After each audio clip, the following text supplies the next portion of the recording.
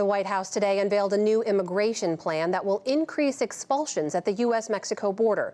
The plan cracks down on those who enter the country illegally, but also allows 30,000 migrants from Cuba, Venezuela, Nicaragua, and Haiti to enter the country each month as part of a humanitarian parole program. The president and his Homeland Security Secretary, Alejandro Mayorkas, spoke today. The actions we're announcing today will make things better, but will not fix the border problem completely. There's more that has to be done.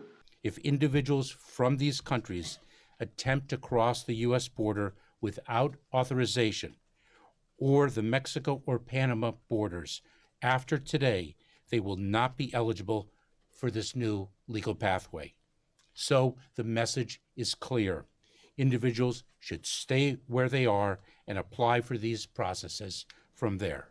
The announcement comes ahead of Biden's plans to travel to the border city of El Paso on Sunday.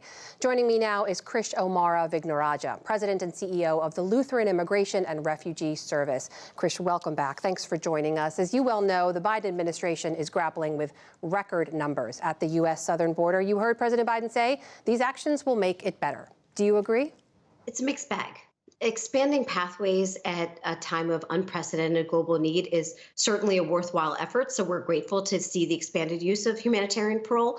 But we can't crack open a window as we're slamming the door, and that's what today's announcement feels like. Because yes, the administration is allowing a very limited number of Nicaraguans, Haitians, and Cubans to apply for humanitarian parole, but it's also as the White House expands the use of the Trump-era Title 42, and migrants from these three countries would face immediate expulsion.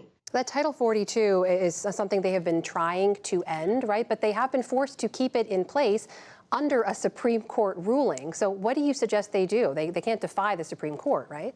That's right. But it does feel disjointed. Whether you compare what President Biden said as a candidate versus what he's done as president, or even the fact that at the time when the administration is fighting Title 42's use in court, they're also expanding it. We saw it in the announcement with Venezuelans, and then in today's announcement. Our point is, look, we have a refugee resettlement system. Humanitarian parole is a temporary Band-Aid. These are both under the president and the president's power, and he should be implementing them. But we can't see a purported public health rule that the administration doesn't back being expanded, and that's what the administration did today. If you step back from these specific actions, and even just looking at it through the lens of what happens at the border, immigration more broadly, this was the president's really first big speech on this major topic. And when you mentioned some of the promises he made as a candidate, when you look at what's been done so far by the administration, how well has the administration lived up to some of those promises? We've been really grateful for the administration's global humanitarian leadership when it has come to resettling Afghans, the Ukrainian refugee crisis.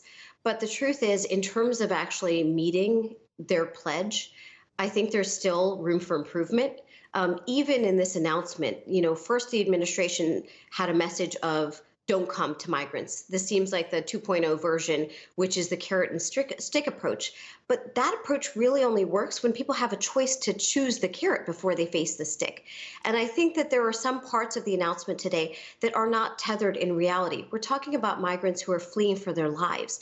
And so the idea of having an orderly process, yes, of course, there are, immigration organizations like us that stand by the need to create pathways, but we can't create systems that no one can access, and that's my fear. Everyone agrees, Krish, that the immigration system is antiquated and it is broken, and it will require congressional action to really fix it in a meaningful way. So from the administration's perspective, I guess when you look at what President Biden could do immediately, given his own power, what could they do? What else could they be doing right now to try to alleviate some of the pressure?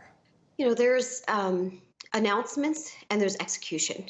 So today's announcement, for example, the White House indicated that they will increase the ceiling of refugees that can be admitted to 20,000.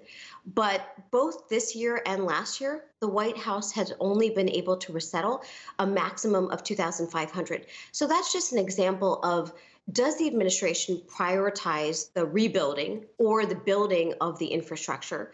Do they want to work to create pathways that are permanent instead of the temporary band-aids, which have been humanitarian parole?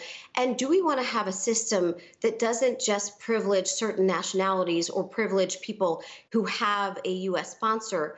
Or do we want to make sure that people who are fleeing for their lives because of war, violence, persecution have access to asylum, which is protected under U.S. and international law? And so our point is that, yes, we need to create these pathways, but we also have to allow for people who are fleeing for their lives. We're talking about women, families, children who are coming to our border. They can't be summarily expelled. And so we believe that America's a nation great enough that we can walk and chew gum.